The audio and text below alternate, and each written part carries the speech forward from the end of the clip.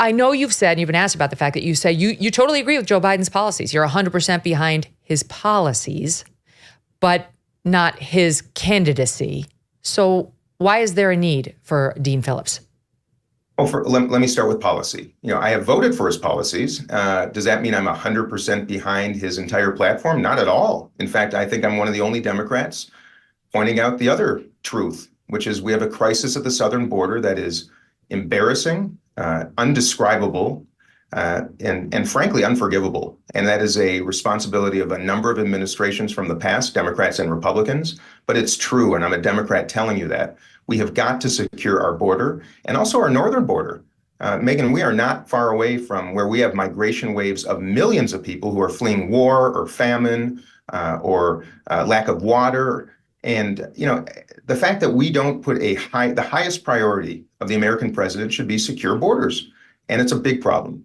I favor the legalization of cannabis. That's a big difference. I'm an investor in peace, and I do that through strength. But I do believe that it is the failures of Joe Biden in the past that we have the crisis in the Middle East and also Ukraine.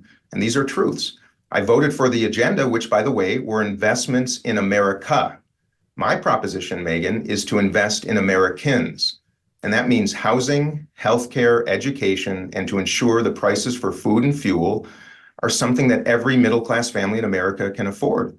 So that's the policy difference. As for the pragmatism, Joe Biden is going to lose to Donald Trump. Now, I have affection and appreciation for principled conservatives. In fact, I want those ideas embedded in my own policy perspectives. I do have animus towards Donald Trump, not Trumpers, but Donald Trump. And Joe Biden is going to lose to him. And if it's Nikki Haley, if you're a Democrat, Nikki Haley's ahead by 17 points over Joe Biden in the last Wall Street Journal poll. So there is a Democratic delusion and frankly, a hypocrisy of democracy based on what the DNC is doing in Florida and North Carolina, here in New Hampshire, where I am right now.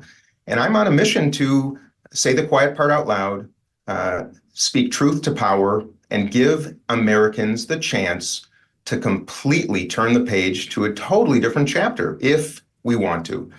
And that's my proposition. It is not some bold claim that we could never achieve. It's not demeaning everybody who comes in my path. It's trying to return to a time where competency, integrity, decency, and experience all play together, and we work together and fight for each other instead of against each other. And that is my proposition. That's how I'm going to wake up every day. You make a point of distinguishing between Trump, who you don't like, and Trumpers, people who support him, MAGA. That's very different from our sitting president who, the Dark Brandon speech, ultra MAGA. He's been trying to demonize Trump's supporters pretty much at every turn. And what we hear is that that's his plan for the next year. Like, just demonize Trump, and his supporters. We don't want to empower these people. Why do you disagree with that? Well, first of all, and by the way, this is a symptom of the disease you just mentioned, which is people who've been serving in Washington for decades. Joe Biden has never had a job outside of the public sector. He's been in Washington, I think, since 1972, since I was 3 years old. How would he even ever know how to create a compelling strategy that I've done my whole life in the private sector? I've never built a business, Megyn, by demeaning my customers or telling them they suck or they're dumb or they don't matter. It's just the opposite. The whole reason I won my first race in Congress in 2018 and flipped a district that had been Republican since 1958 is I used invitation, not confrontation. I have great affection for all Americans, and I'm equally angry. I'm angry at Washington. I'm angry about the two-party system. I'm angry we don't have term limits. And I'm really angry that amazing, hardworking Americans who bust their tails to make ends meet for their family and invest in their country are totally ignored in huge swaths of this country.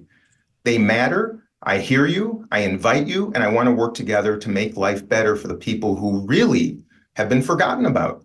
And why Democrats ignore that, not only ignore, but condemn these people. I'm appalled. And that's why I think we need competition, and that's why I'm providing it. And I'm just hopeful that people who are frustrated like I am. We do need competition. We'll see whether the Democrats allow it. They're very good at stifling. Very good at stifling. Just ask Bernie Sanders. They're working hard right now. Believe me, on me. They're working really hard. Oh, I realize. I mean, I've been watching. They're very good at what they do. I have to give them some credit on that. And the Republican Party is much more. I'll tell you that. Yeah, well, we'll see. The border, you've spoken about your feelings, shared by, I think, by most of our audience. Today, there's news you've probably seen out of Brooklyn at this James Madison High School, where now they moved 2,000 immigrants, illegal immigrants, into a high school there, kicked the students out from school, said, okay, here they are arriving. You can do remote learning instead. And now we find out today it's not even remote learning. It's just remote homework assignments. The children have to request a Zoom with a teacher if they would like to have actual instruction in their taxpayer-funded school, because the people who came to the country illegally are now in their homerooms and their classrooms. What do you make of this?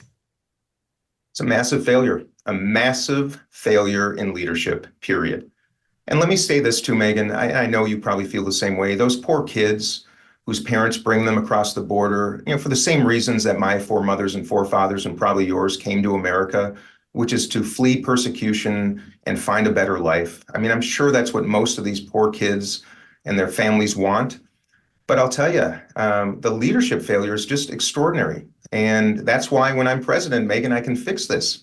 We can have border security. We can have a buffer zone on both sides of the border, barriers, better technologies, completely redesigned ports of entry for both commerce and people. But if we really want to fix the problem, Megyn, it's way too late once they come to the border. It's our asylum system. It's our policy that is actually responsible for the problem itself. And I'm sure you know this. We force people who wish to declare asylum to cross our border.